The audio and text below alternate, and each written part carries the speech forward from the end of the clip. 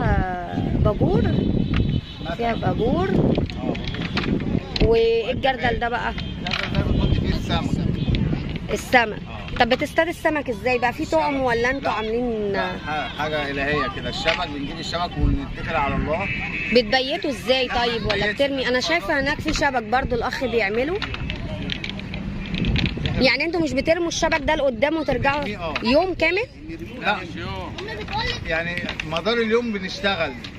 يعني كل ربع ساعه بنفرطه ونلمه، كل ربع ساعه. وبيجوا لكم ناس على كده ولا لا بقى؟ على حسب الرزق بقى، يعني ممكن يجي لنا زباين تشتري، ما جاش بنطلع نبيعه على ايه فوق في الشوارع وكده. وممكن ما تبيعش وترجع بالسمك. وممكن في ناس بترجع بالسمك ورزق.